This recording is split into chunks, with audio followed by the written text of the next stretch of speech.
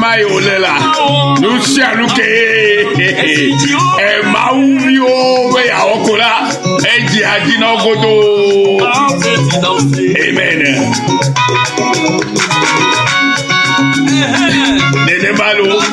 No vinyele hakwe asemga bobo ya mea. Lucia luke. Amesia mesika donde.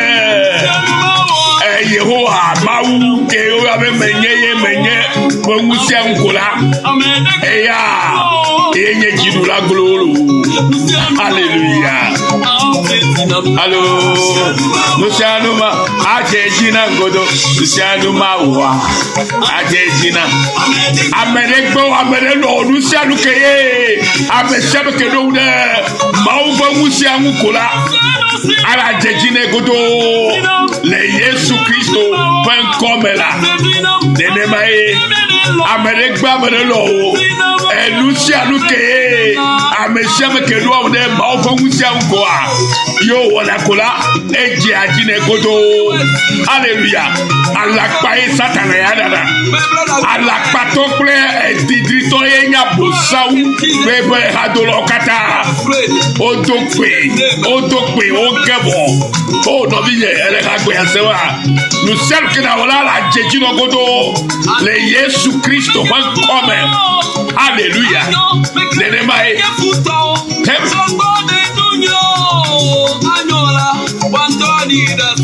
Nene mae.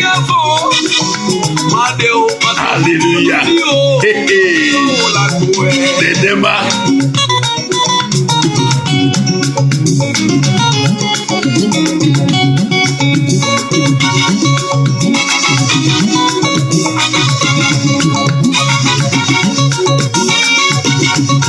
Blobele abosawa la katolenye.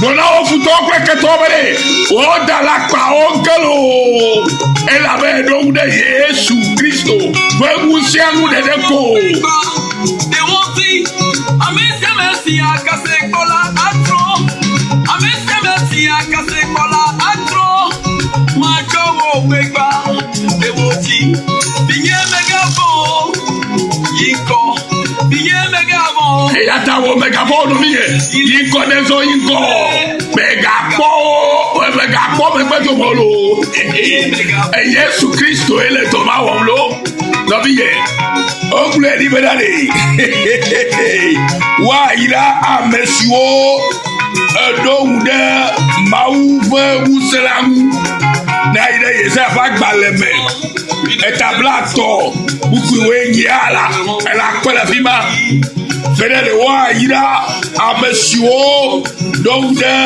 ide mauve musia de ko. Hallelujah. Dege.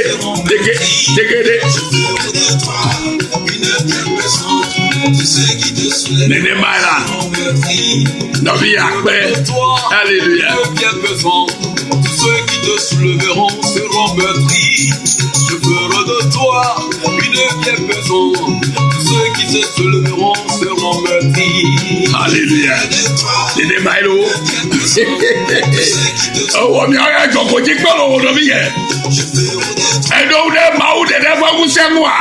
Ke megafo. Owe ye ya to wa mesia. Now we are going to dance. Asipe de di la foto Yesu Kristo. Nene mai. Hey. Dege. Mi me la fimawa. No biye. Oh.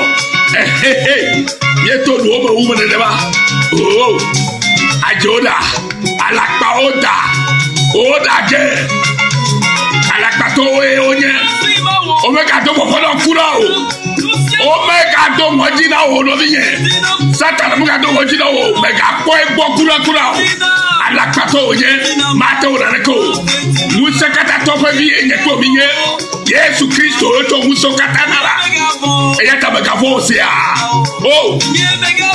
Biye megafo. Yesu gbolo megafo lo. Ela be do de e fa musele de ko mulo. Hallelujah. Bodo midakpe elusiaru kena wola ajejina ola bena edoude mawu musekata to ko musele de ko mulo. Hallelujah. Regarde pitié de moi, Seigneur. Togo. Les ennemis sont nombreux à côté de moi. Mais toi, Jéhovah, j'ai confiance en toi. Yes. Yo, no me me dakpe be gale toji bena yaga segbe fe maunya. Maune yiro kaka. Mau fe nyale nye siana nye klo le egbe fe kekiame. Ele Isaiah fa gba le tabla tokuku we nyeme. Ogbo na mi la fi me bana. Eyata Yehowa le la lambe ya ve mianu. Eyata ocho be yakpo nubla nami. Ela bena vondodro fe mawu yenye eyama.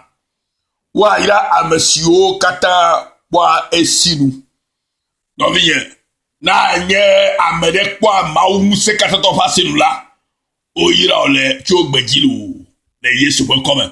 O ya lo go kata me ela be o kele mudo ne afeto anwude ye go bela o jesi be o kwese be o etosi ma fa viva fa ke do munde ma fa muse de ko benya mbe to fa muse de kenwo menye ha vide fa muse wo ke ma o muse katato ke cho agbedenye kulomela na do munde ya de fa muse amkola ke o iralo le Yesu Kristo come.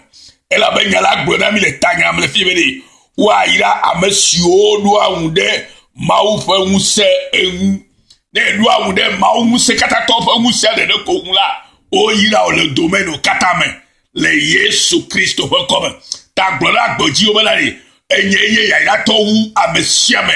Hey, ala po me baba. Ela benya la egbre. Manye nyele gblomo enya koto na benya maga gbona o da do kuji no bo wo ke do awude mawude le fa musewula o yi ya tolo le Yesu Kristo fa come kemi agbobe ega izare mi afa docho la kle mi afa egbeda sito siko yo be Yesu yo o ya mawulolo avoaji do la le Kristo Yesu me fa gbe mi ga segbe ya ma o le no kle mi kemi agbobe izare lu bye bye.